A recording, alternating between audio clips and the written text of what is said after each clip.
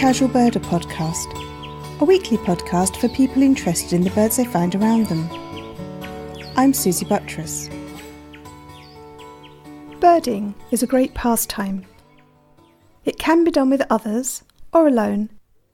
You don't need expensive equipment, your eyes or ears are enough. And best of all, it doesn't really need any great commitment. The casual birder does as much or as little birding as suits them.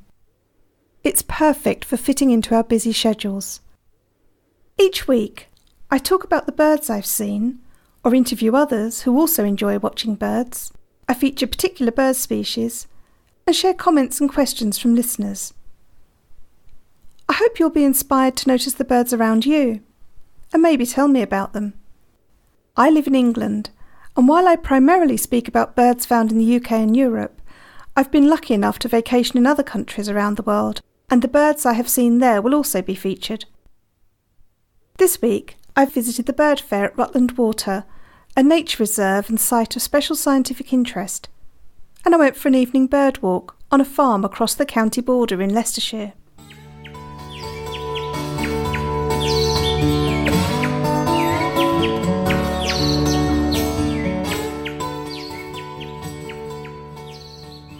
This weekend, I went to the Birdfair at Rutland Water. Rutland is England's smallest county and is found around the middle of England, bordering Leicestershire and Lincolnshire. The Birdfair is an annual event, and this is its 30th year. It brings together people from all aspects of the birdwatching community, from people who just have a passing interest in birds to people who are serious birders. And it's really interesting to be around such a variety of birdwatchers and hear the conversations as you walk by. There are lectures and talks at Birdfair, and it's a really full programme. There are also exhibits by people who run birdwatching holidays, companies that sell equipment that assist birdwatching, so binoculars and telescopes and cameras, and it's a great way to find out about the national and the local societies, groups and trusts that all aim to protect our wildlife. So far I've attended quite a few different talks. A key talk for me yesterday was by the naturalist Simon King.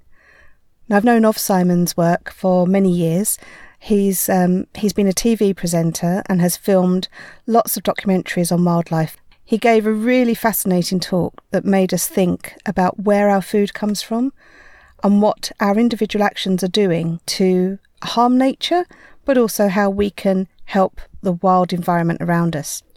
We also attended a debate in the evening, done in the style of a question panel, but it involved representatives from government, national bodies for wildlife protection, and individual wildlife advocates, including Simon King and Chris Packham. The debate was fascinating and covered key topics in nature, such as the effect that Brexit will have on conservation issues in Britain, the public's attitude to wildlife management, and in particular the controlling of individuals of a species and which species are controlled, and the rewilding of various parts of the countryside. So that gave some lively debate, and it was really interesting to hear the different views of the panellists.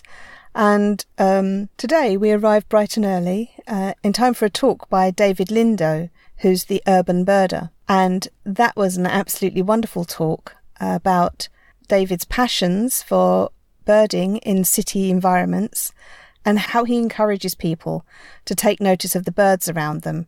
What I was particularly struck by as I was listening to the talk was how much David's passions were in line with mine, especially when he encouraged people to just take 10 minutes out of their day to look around them and just notice the birds that are there.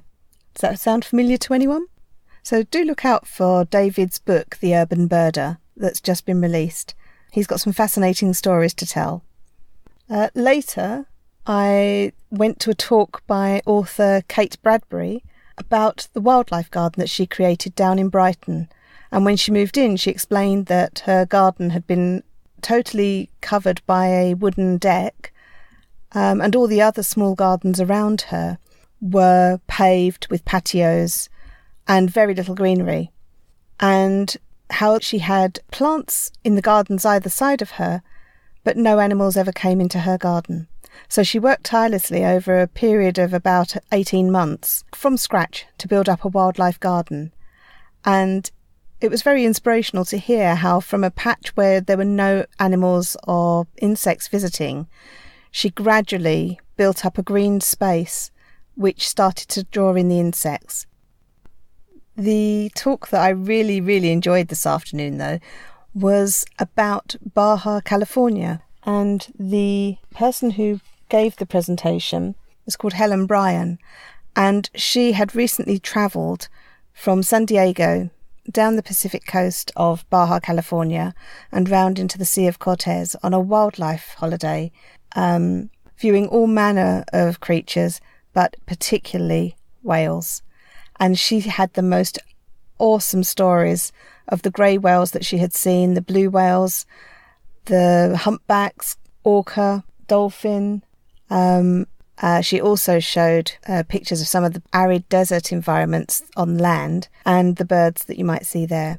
I was so excited about hearing this talk because that's somewhere that we'll be visiting very soon. And it got me very excited about that trip. And then this afternoon, we attended a talk by James Lowen, who's just released a book called 52 European Wildlife Weekends. And that was really amazing.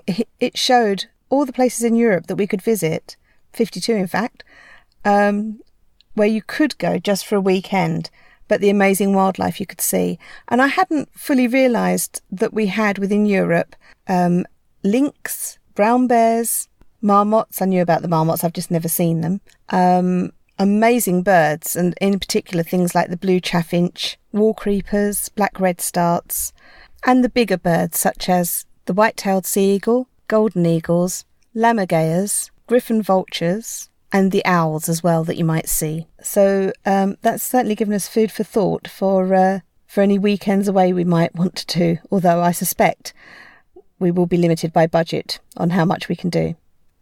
I think one of the key things I took away from today, though, was something that Kate Bradbury said in her talk about her wildlife garden, and that was that the total area of all of the gardens in the UK adds up to more than all of the wild spaces. And so we all have control over what happens in our own little patch. And by ensuring that it's a good environment for insects and birds and other animals that might find their way into our gardens, such as hedgehogs, frogs and toads, lizards. But by making our own little patch somewhere that wildlife can find food and can live out their life cycles, we're helping with the wildlife for the whole country. And that was quite a sobering thought, thinking right down to the local level of what goes on in your backyard. So not concreting over it, not making patios with no greenery, or if you do, trying to mitigate that by having green plants, having water features or small ponds for bringing water and life to your garden, planting plants thoughtfully, so using things that provide food, whether it's through the flowers or through the leaves, to the insects around, and particularly the birds. So it was really interesting to hear how you have a direct effect on the environment around you. Find a patch that you can feel some ownership over, whether it's something you visit all the time or something that you literally own, and make a difference for wildlife. While at the Birdfair, I was also delighted to meet the Butterfly Brothers and attend a talk about their work. Jim and Joel Ashton create gardens with wildlife in mind, and their videos on YouTube and Twitter have been a real inspiration to me. I can confirm that they are as knowledgeable and delightful in person as they appear in the videos. Please do check them out. Links for all of the people mentioned this week can be found in the show notes.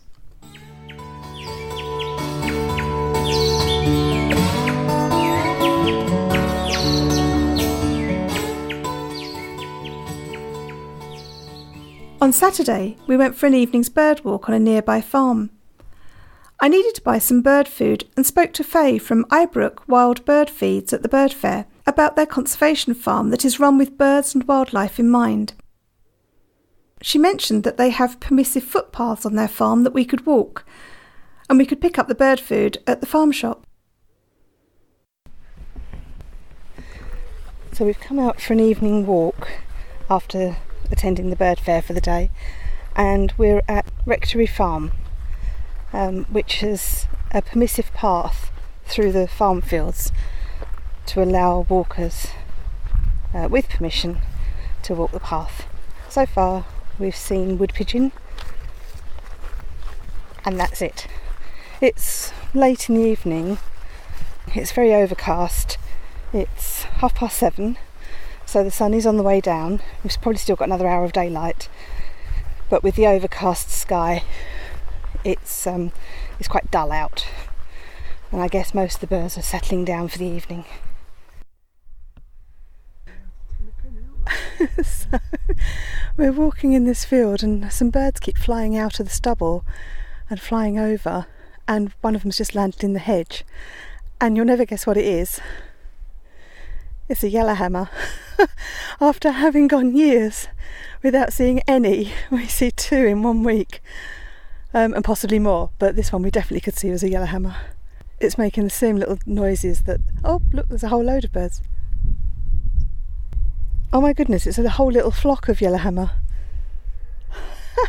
That is stupendous. That is amazing.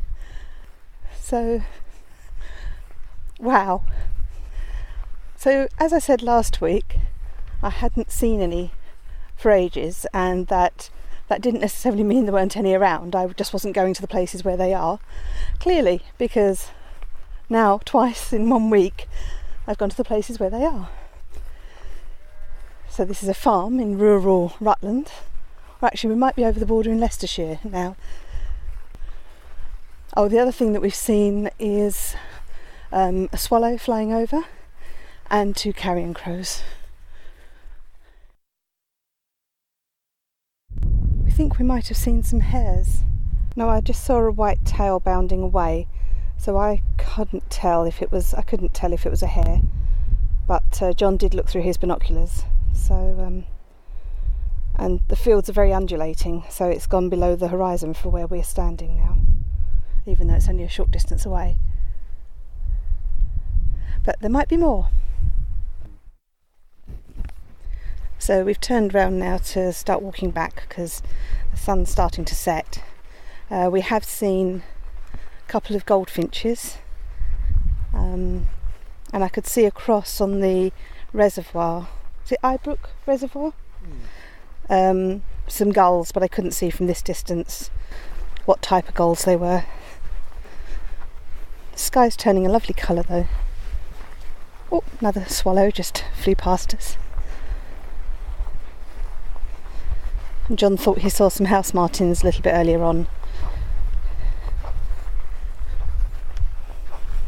So, for those who hadn't heard the yellowhammer episode last week, yellowhammers are a farmland bird, and they're one of our more stunningly coloured birds because they are a caramel colour. Most of the brown. That's a couple of goldfinches just taken off. They're a caramel colour over most of their body, and they look like the same kind of streaks that a house sparrow would have on their backs and wings. But they have a cinnamon coloured rump, and they have a yellow head, a sort of pale lemony yellow head. I think the one we saw earlier may have been a female. The colour was much less prominent than last week's male that we saw. And so they have a lemony yellow head and breast, and brown stripes on their head, 3 either side, but the crown is yellow. And they are known to have a call that sounds like a little bit of bread and no cheese, but we didn't hear the call, we just heard a little sort of tick tick noise from them. So we're just looking back in the other field now. Oh, I can see the head of a hare just over the horizon for me because I'm too short to see properly. John's a foot taller than me, so he's got a better view. But I know it's a hare because they have dark ears and white areas near the tips of the ears. Oh, is he running away? Yeah, I think because the wind is coming from behind us, so both he can hear me and probably smell us. But only because we're human, not because we're unpleasantly smelling, I hope. Although it was quite hot today at the Birdfair. Ripe, I think is the term. Yeah, so that was good to see some hares. So what's nice is in a rural location like this, that there are hares and yellowhammer around. And it's such a different environment to what we're used to in our town situation. I half expected to hear some pheasants while we were out. It's possible that we might still do so.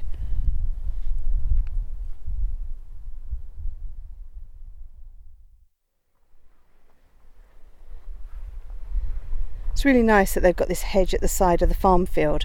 So we've got stubble on our left with a few haystacks, quite tall haystacks.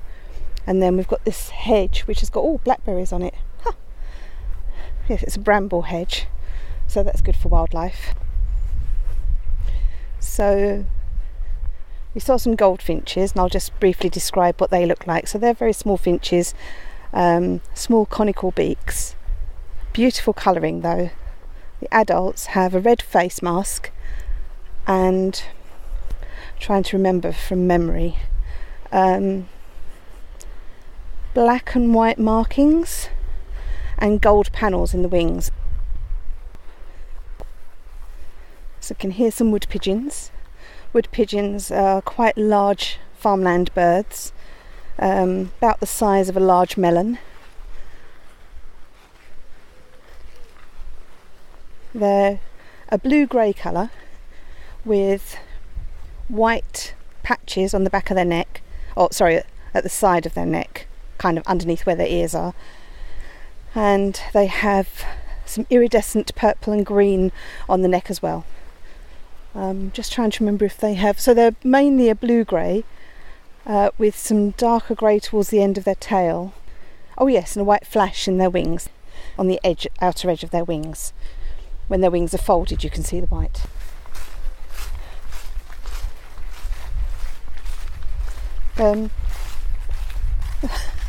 You might be able to hear all the crunchy leaves underfoot. I'm hoping this is from last year's leaves and that the autumn hasn't already started here. But if I look up, there are some autumnal leaves in the trees, which is shocking because we're only in the middle of August. Come on, we've still got summer to go, surely. It has been very hot and dry, I've been told, because I didn't notice that. See, one day we'll actually mic John up so that you can hear what he has to say. Just heard the squeaky wings of a wood pigeon taking off. And again. Still haven't worked out what the squeakiness is from. Maybe I'll ask someone at the Birdfair tomorrow. Just watched a wood pigeon flying across and doing a display flight. So what they do is they flap a few times to gain height and then soar in a sort of arc downwards, and then flap a few flaps again to gain height again, and then soar back downwards again. Visibility is dropping quite a lot now. I can hear some swallows flying around.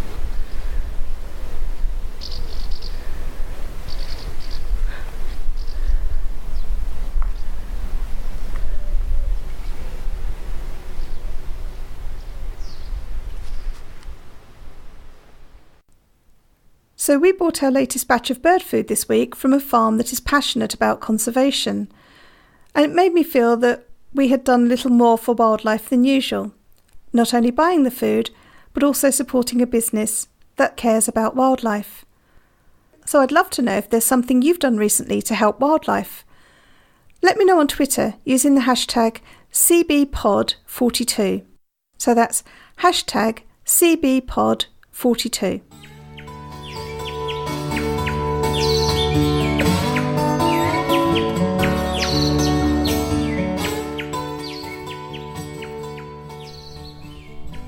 In a recent episode, Malcolm from Berkshire asked why pigeons and doves make a whistling noise when they fly. At the Birdfair, I caught up with Tim Melling from the RSPB, and he told me why this was.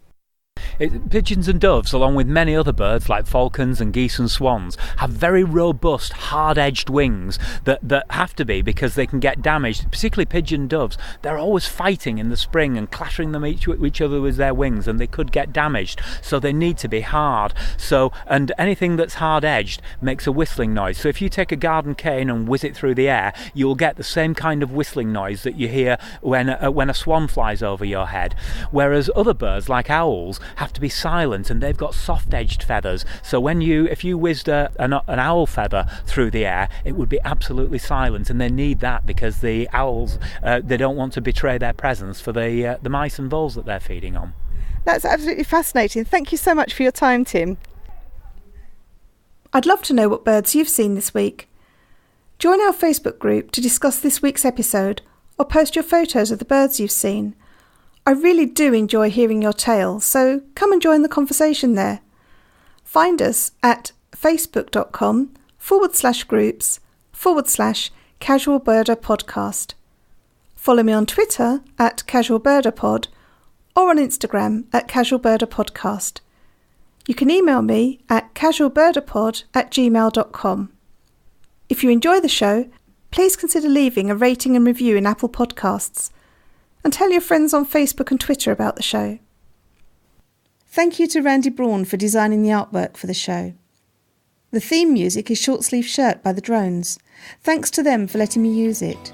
And check out their website at www.dronesmusic.net. Thank you all for listening, and I hope you'll join me again for another episode of the Casual Birder Podcast.